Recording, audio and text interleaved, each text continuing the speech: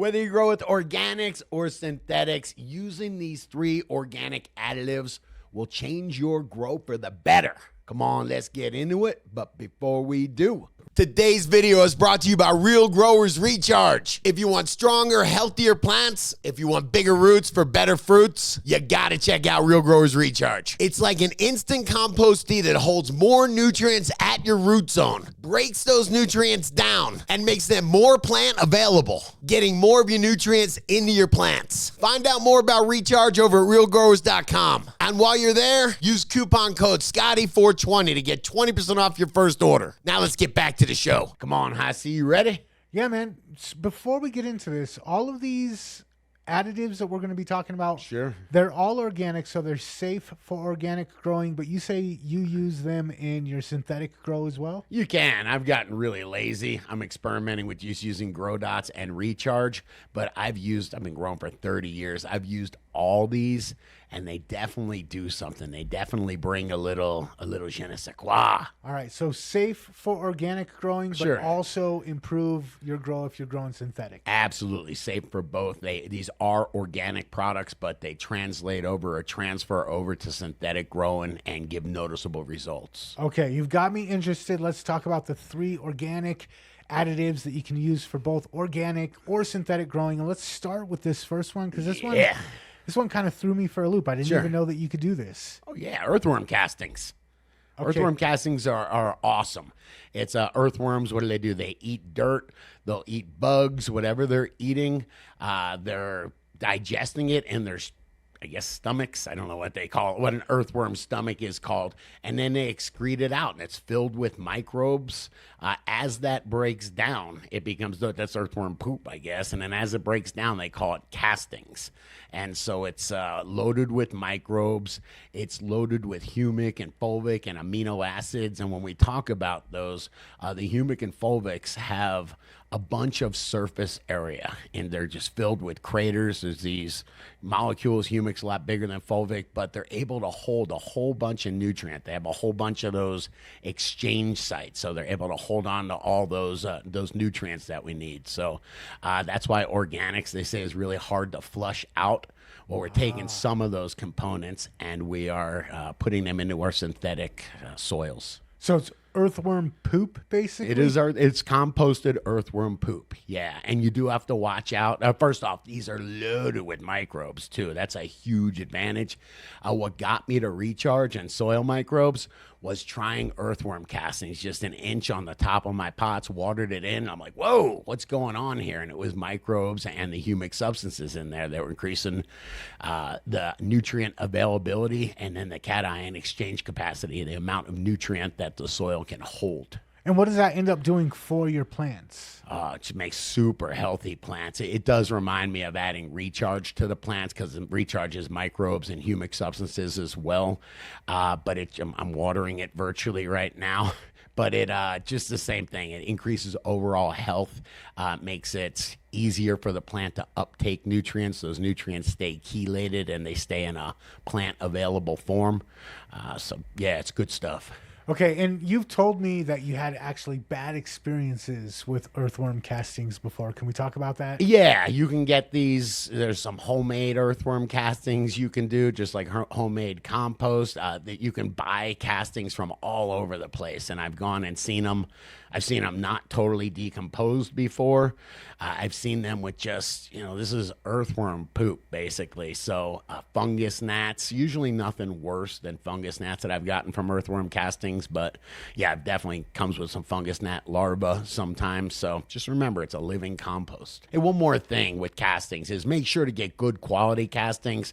Heat will destroy or hurt these things. If they're sitting outside on a pallet, it's 97 degrees here today. A lot of the microbial life is probably diminished in there. So get good quality castings. Support your local grow store. Okay, cool. Let's jump into the next organic additive that you were talking about today. Sure. Come on, let's get into kelp. Kelp, okay. Yeah, the fastest growing plant in the world. And it is a plant. It grows just with seawater, and it gets all its nutrients from seawater. And it uses hormones. It is loaded with hormones that make it the fastest growing plant in the world. You'll hear me talk about auxins and cyanokinins. All that stuff is in kelp, and it's responsible for its crazy growth rate. Now, since cannabis uses auxins and cytokinins and those type of hormones, when you squeeze kelp, if you get good, clean kelp and squeeze the juice out of it, they do have a meal where it's just dried up and ground up, but I like the extract because you can water it in. But if you get a good quality kelp extract, it is loaded with all that stuff. It is. Now, don't forget, like earthworm castings, actually, those are mostly microbes that might have a little NPK to them. These are not main building blocks of food. These are additives. So it's the same with kelp. We're not using it for its, its built food, macronutrients. We're using it for the hormones, basically. Yeah, the stuff that's not listed on the label. And it transfers over. You water kelp in, and all of a sudden you come back and your plants are stronger. I mean, it's a hormone. I'm trying to think, like, if you get a hormone shot, you come home, you feel different pretty fast, right? I've never gotten a hormone shot. Me neither, actually. Okay. I imagine you do. Okay. So I can just go out to Long Beach, grab some kelp, and start adding it to my cannabis grow?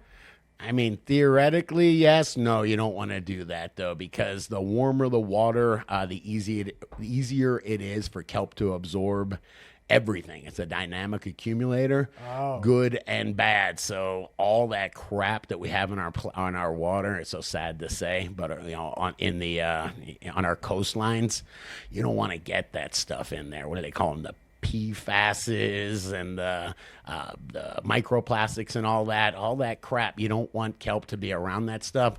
So they get it. It's Asphyllum nodostrum is the type of kelp. It's a brown kelp. Look for that on the label. And then it should be from like cold water areas, cold, clean. So Norwegian brown kelp is really famous. And think about Norway. It's up far away from a whole bunch of pollution, and it's cold. So the cold kelp is more oxygenated. It's able to accumulate more hormones and grow faster. So, yeah, cold water, Norwegian brown kelp. Look for that. You can't go wrong with it. And that's the kind that you source for recharge? Yes, Asphyllum nodostrum. It is pretty much the industry standard. No, but cannabis is a bioaccumulator, a dynamic accumulator, rather, just like kelp is. It will pull in anything that's in the soil. You don't want to be using crappy, inputs, dirty inputs for that. Hey, by the way, I said dirty inputs. It's the same with earthworm castings. You get out what you put into them. So if the earthworm castings are feeding on newspaper and leftover garbage, they will decompose. Like I said, there's some of those chemicals that just don't break down. So just be careful. Buy a good quality. Any of these products, buy quality. Okay, let's jump to the third one real quick. Yeah, fish. Fish brings the dank, man. Okay. I'm thinking of a Fish concert and everybody getting really high. Yeah. Fish brings the dank. But what do you mean fish brings the dank? I mean that it has all sorts of, it has macronutrients, first of all. This is one of the only ones that is going to have N, P, and K in it. Okay. And so not a bunch, but it has it in, by the way, it's this... There's two types of fish, okay? There's when they just take fish outside the cat food factory and boil it and make this, they call it fish emulsions. Then they have, that's kind of the very basic stuff. Not very good. Everything's kind of boiled out of it. It's just N, P, and K. Then they have this stuff. I'm going to get in trouble because I barely know how to say it. Fish hydrolysate, I believe is the right way to say it. I think so, yeah. That's when they take the fish and instead of boiling it, they break it down enzymatically. They put it in these tanks and they let enzymes slowly degrade it, and it keeps all that activity. You get amino acids. You've got enzymes that can complement soil microbes.